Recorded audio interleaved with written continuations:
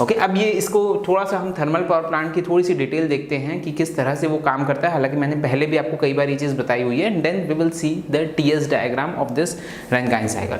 Okay, so the very first thing is the furnace. सबसे पहले क्या मिलेगा हमको? फर्नेस। फर्नेस से हीट जा रही है किसमें? बॉयलर में। Okay, in the boiler we are feeding water, getting this? Okay, now from this boiler this water is getting heated, so the high temperature high pressure vapor, the water is getting converted to vapor, so the high temperature high pressure vapor we are feeding it to the turbine। तो boiler से आ जाएगा हमारा जो steam है वो आ जाती है हमारे टरबाइन में। Okay, then after turbine, turbine के बाद कहाँ जाता है? ये कंडेंसर में जाता है। ओके, जहाँ पर हीट रिजेक्शन होगी। Then after condenser to the pump and then to the boiler. Okay, so this is the thermal power plant. Okay, now here we are providing the heat. Let's suppose Q1 heat is provided to the boiler, और यहाँ पर से heat rejection हो रहा है। Let's suppose Q2 heat is rejected from here. इसको सब states के नाम दे देते हैं हम। This is let's suppose state 1, this is 2, this is 3 and this is state number 4. Getting this? Okay, now apart from this, this turbine is producing certain work. Let's suppose that work is W turbine, and pump is consuming certain work. Let's suppose that work is W pump. Okay, तो ये एक general power plant है जो हमने देखा है। Thermal power plant इस तरह से फंक्शन करता है। Getting this or not? Okay, now processes इसकी देख लेते हैं कौन कौन सी प्रोसेसेस इसमें होगी। सो the very first process is the, जो आइडियली हम आइडियल की बात करेंगे। आइडियली हम क्या क्या प्रोसेसेस इसकी कंसिडर करते हैं। Then we will talk of the actual Rankine cycle as well, कि इसमें कहाँ क्या क्या लॉसेस आखिर होते हैं। सबसे पहले तो आइडियल प्रोसेसेस की बात करते हैं। सबसे पहला जो प्रोसेस है 4-1 is the heat addition process, and ideally we assume that this heat addition is the constant pressure heat addition process।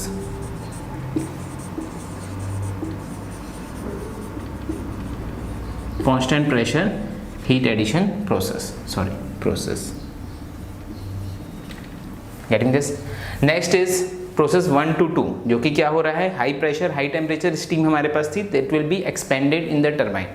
Okay, and finally हमको एक लो प्रेशर लो टेम्परेचर की स्टीम यहाँ पर मिलेगी। सो ये basically this is an expansion, and ideally we consider this as the reversible adiabatic expansion. This expansion is reversible adiabatic ideally. So process 1 to 2 is reversible adiabatic expansion.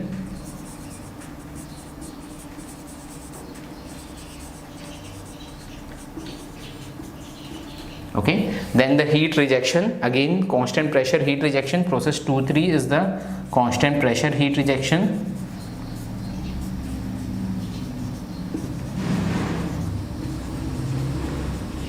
And last process is process 3-4 is reversible adiabatic compression in the pump.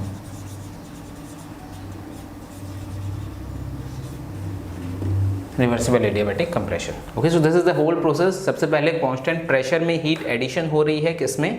Boiler में। Then from 1 to 2 reversible adiabatic expansion हो रहा है, work is getting produced. Then from 2 to 3 again heat rejection which is again at constant pressure, and then from 3 to 4 reversible adiabatic compression। Getting this or not? Okay, now what will be the net work in this complete cycle? W net की value क्या होगी? Okay, so turbine work is a positive work, okay, which is produced by the system. If we want to consider the system, this is the whole system। ये अगर system की मैं boundary बनाऊँ आपको, so this is our system। Getting this? Okay, so how much is the W net? W turbine is done by the system, W pump is done on the system। Okay, so net work will be W turbine minus W pump। Getting this or not? Okay, now what will be efficiency? Efficiency we know is what? W net divided by Q1, net work done by the system, and divided by the heat transfer to the system। So this will be W net divided by Q1, or you can say W turbine minus W pump divided by Q1। Getting this on? तो ये simple है। ये चीज़ हमने पहले भी देखी हुई है, जब हम साइक्लिक प्रोसेस के बारे में पढ़ रहे थे तब भी हमने देखा है इसको। यूनिट 4 में सेकेंड लॉ में भी देखा था।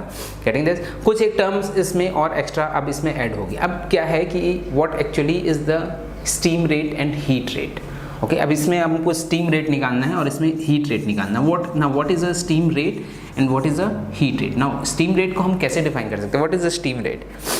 The amount of steam okay required to produce unit kilowatt power output, कितनी स्टीम लग रही है, कितने केजी पर आवर की स्टीम हमको लगेगी so as to produce unit kilowatt power output is known as the steam rate. मतलब 1 घंटे में मुझे कितनी स्टीम, कितने केजी स्टीम भेजनी पड़ेगी सो डैट कि मैं 1 किलोवाट पावर आउटपुट प्रोड्यूस कर सकूं, that is nothing but the steam rate. Getting it? So I think definition is clear. The amount of steam in kg per hour required to produce 1 kilowatt power output in a complete cycle is nothing but the steam rate. Getting this or not? Okay, तो steam rate को हम कैसे निकाल सकते हैं? तो इसमें जो टोटल हमारा वर्क डन मिल रहा है that is nothing but W net. Getting this? Okay, और ये this we are considering for the 1 kg, so this will be equal to in kilojoule per kg. इसकी जो यूनिट हमको मिलेगी that will be in kilojoule per kg. Q1 is also in kilojoule per kg. Getting this not? Okay, तो steam rate हम कैसे निकाल सकते हैं? So we know what 1 kg steam में कितना वर्क प्रोड्यूस हो रहा है? W net kilojoule of work is getting produced. Steam rate निकाल रहे हैं। Getting this? हमको क्या निकालना है कि 1 किलोवाट पावर आउटपुट में कितनी स्टीम लगेगी, ये निकालना है। Getting this? तो क्या किया हमने, 1 kg में कितना वर्क प्रोड्यूस हो रहा है? W net वर्क प्रोड्यूस हो रहा है। तो 1 किलोजूल में कितना प्रोड्यूस होगा? 1 किलोजूल में कितनी स्टीम लगेगी? Let's suppose x amount of steam लग रही है। ओके, ये निकालना आपको आता है, बहुत ईजी है ये। तो ये कितना हो गया हमारा? x will be equal to 1/W net। Getting this not? But इसकी जो यूनिट है, यूनिट का इसमें ध्यान दो, ये हमारा x निकल रहा है, ये kg में निकल रहा है। ओके, बट हमको निकालना है किसमें? kg पर आर में निकालना है। और प्लस ये जो W net भी है ये किलोजूल में है, ये हमको किलोवाट में करना है। ओके, तो किलोवाट में करने के लिए क्या करेंगे हम? इंटू सेकेंड अपॉन सेकेंड कर दो। यहाँ सेकेंड इंटू किया, यहाँ भी हमने सेकेंड इंटू किया। Getting this not? ओके, इसको ये हमारा जो मिला है दिस इज इन kg पर kilojoule. Getting this not? Okay, मैं अब क्या कर रहा हूँ? इंटू सेकेंड अपॉन सेकेंड कर रहा हूँ, दोनों साइड में सेकेंड को मैंने डिवाइड कर दिया। ओके, तो ये किलोजूल पर सेकेंड, ये तो बन गया मेरा किलोवाट। किलोजूल पर second is nothing but kilowatt. और ये बन गया मेरा क्या? kg पर सेकेंड, और ये किलोवाट। तो ये क्या हो जाएगा मेरा? 1/W net kg per second per kilowatt, ये मिला। ओके, बट जनरली हम जो स्टीम रेट लेते हैं that is in kg per hour, मतलब 1 घंटे में कितनी स्टीम प्रोवाइड कर रहे हैं, that is known as steam rate. तो अब क्या करना पड़ेगा? सेकेंड को हमको अगर उसमें कन्वर्ट करना है तो we will multiply it by 3600। So this will be equal to, तो ये कितना हो जाएगा हमारा जो स्टीम रेट है, that steam rate will be equal to 3600 divided by W net। Okay, the unit will be in kg per hour per kilowatt, kg per kilowatt per hour, या you can say kg per hour per kilowatt. Okay, मिल गया अपने को? Definition satisfy हो रही है। Okay, steam rate को हमने कैसे डिफाइन किया? The amount of steam required to produce 1 kilowatt power output in 1 hour. 1 घंटे में कितनी स्टीम मैं सेंड करूंगा so as to produce 1 kilowatt power output. तो हमने क्या किया, एक बार फिर से देख लो। W net हमने जो निकाला डेट इज इन किलोजूल पर kg। ओके, ये जो हम देख रहे हैं ये पर kg के लिए हम देख रहे हैं, दिस इज इन किलोजूल पर kg। Getting this? तो 1 kg में कितना वर्क प्रोड्यूस हो रहा है? W net kilojoule. तो 1 किलोजूल में कितनी kg लगेगी, कितनी स्टीम लगेगी? लेट्स सपोज x लगेगी, तो x is equal to 1/W net। और इसकी यूनिट हमको क्या मिली थी? kg पर किलोजूल। हमने क्या किया? Into second divide by second, तो this will be 1/W net kg per second per kilowatt. Getting this? फिर क्या किया हमने? सेकेंड को आवर में कन्वर्ट करना है, तो 1 second is equal to 1/3600 hour. तो इसको मैंने क्या कर दिया? इंटू 3600 किया। So finally I got what? 3600 upon W net kg per hour per kilowatt. So this is nothing but the steam rate. ये हमको क्या मिल गया? Steam rate. Okay, getting this not? Okay, similarly heat rate यहाँ से हम निकाल सकते हैं। Now what is heat rate? जैसे स्टीम रेट की डेफिनेशन हमने क्या देखा? Amount of steam required in kg per hour to produce 1 kilowatt power output. Getting this? Similarly what is heat rate? The amount of heat required to produce 1 kilowatt power output, or you can say the amount of heat required in kilojoule per hour to produce 1 kilowatt power output is nothing but the heat rate. Okay, तो heat rate कैसे निकाल सकते हैं हम? Same चीज़ है। अभी क्या हो रहा है? We are producing how much work? W net work is getting produced. कितनी heat input देने हैं? We are providing Q1 heat input. Okay, that means Q1 heat input हमने दिया, Q1 किलोजूल हीट इनपुट दिया, तो क्या मिल गया हमको? W net। ठीक है। तो 1 किलोवाट के लिए करना है हमको, तो पहले तो 1 किलो जूल ले लिए, तो 1 किलो जूल में कितनी हीट लगेगी, लेट सपोज हीट लगेगी y। ओके, तो y की वैल्यू कितनी हो जाएगी, this y will be equal to Q1 upon W net, Q1 upon W net. Okay, but इसकी यूनिट क्या है, ये तो अभी यूनिट लेस है, ये भी किलो जूल, ये भी किलो जूल, ये भी किलो जूल है, ये भी किलो जूल है, this is unit less. Okay, but हमको पर किलोवाट के लिए चाहिए, तो मैंने डिवाइड बाय सेकंड कर दिया दोनों साइड। तो ये तो मिल गया मेरा किसमें, kilo joule per second, this is nothing but kilowatt. ये हो गया मेरा कितना किसमें, this is kilo joule per second में हुआ, इसको पर आर में करना है, so this will be equal to 3600 kilo joule per hour per kilowatt upon W net, 3600 upon W net kilo joule per hour per kilowatt. Okay, तो क्या मतलब हुआ, 1 किलोवाट पावर आउटपुट प्रोड्यूस करने के लिए, 1 किलोवाट पावर आउटपुट प्रोड्यूस करने के लिए कितनी हीट हमको 1 घंटे में, या कितना किलो जूल हीट हमको 1 घंटे में देना पड़ेगा, that is nothing but heat rate. Steam rate किसको बोला था हमने, कि 1 किलोवाट पावर आउटपुट प्रोड्यूस करने के लिए 1 घंटे में कितना मास ऑफ स्टीम सप्लाई करना पड़ेगा। Heat rate means 1 kilowatt power output produce करने के लिए 1 घंटे में कितनी हीट देना पड़ेगा in kilo joule is nothing but the heat rate. Okay, so I think ये दोनों टर्मिनोलॉजी हमारी क्लियर है, steam rate and heat rate. Okay, अब हम आ जाते हैं इसके टीएस डायग्राम। अब हम इसका अलग अलग diagrams, TS diagram, PV diagram, HS diagram, हर तरह के डायग्राम्स इसमें ड्रॉ करेंगे and then we will see कि ये जो वर्क डन हमने अभी तो directly W turbine W pump लिख दिया है, तो ये वर्क डन अगर हमको निकालना है इस पर्टिकुलर साइकिल से तो वो हम कैसे निकाल सकते हैं। Okay, now coming to the TS diagram, temperature entropy diagram for this particular Rankine cycle. इसका रैंकाइन साइकिल का टीएस डायग्राम कैसा होगा, एंड ये this is very important diagram, और पूरी जो यूनिट है वो इसी टीएस डायग्राम के इर्द गिर्द घूमेगी, तो इसको ध्यान से समझ लिए तो ऑलमोस्ट आपकी ये पूरी यूनिट आसानी से हो जाएगी। Okay, now how will be the TS diagram. सबसे पहली जो प्रोसेस है that is 4-1 which is constant pressure heat addition process. Constant pressure heat addition process है। इनिशियली कौन से स्टेट में है, at state 4 we are having a liquid. Okay, and then in state 1 obviously either we can have a saturated vapor or we can have the superheated vapor. Okay, तो दोनों situation हम देख लेंगे, saturated में क्या होगा, सुपरहीटेड में क्या होगा। बट स्टार्ट कहाँ से होगा, हमारा लिक्विड से होगा, और ये कांस्टेंट प्रेशर की जो लाइन है ये हमने देखा है pure properties of pure substance में, जब कांस्टेंट प्रेशर में हम हीट कर रहे हैं तो टीएस डायग्राम किस तरह का रहता है, ये हमारा इस तरह का रहता है। This is a constant pressure line, liquid से कहाँ आया, saturated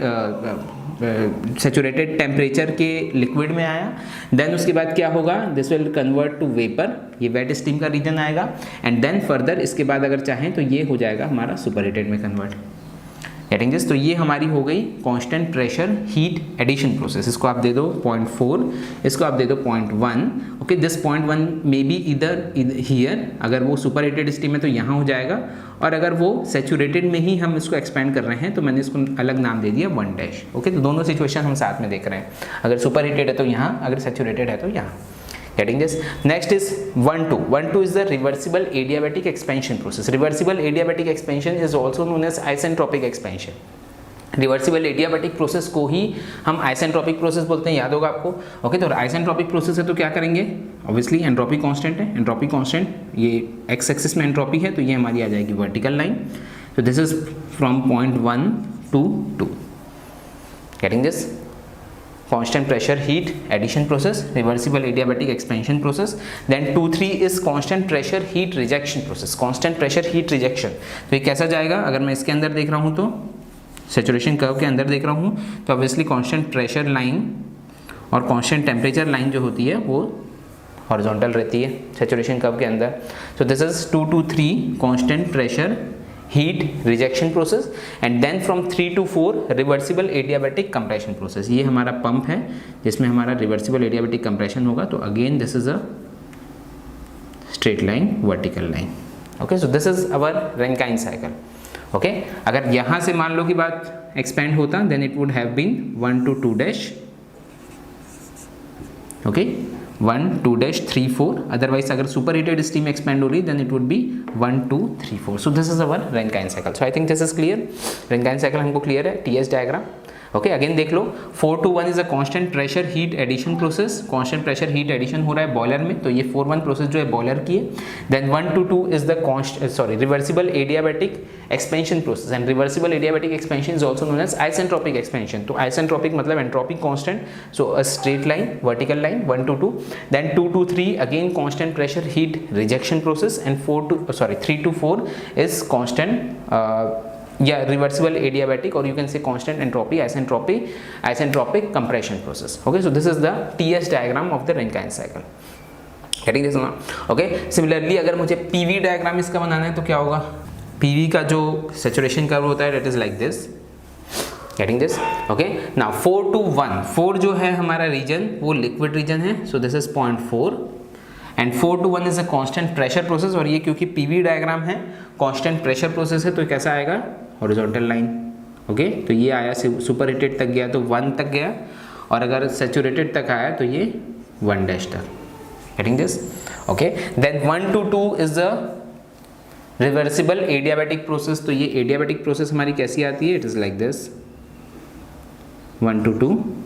okay, then 2 to 3 is again constant pressure process, और एंड में कहाँ पर आ रहा है? सैचुरेटेड पॉइंट में आ रहा है, ये सैचुरेटेड पॉइंट में आ गया एंड में. And then 3 to 4 is again adiabatic process. तो ये हमारी हो गई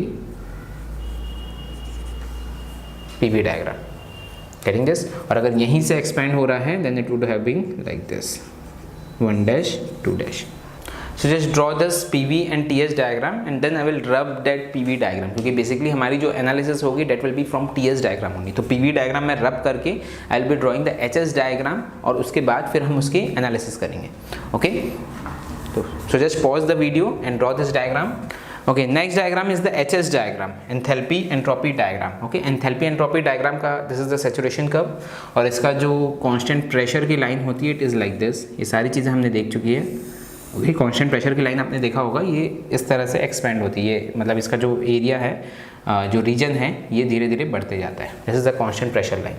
okay, so the very first process is from 4 to 1. 4 मतलब ये लिक्विड रीजन से चालू हो रही है, 1 means super heated region like this.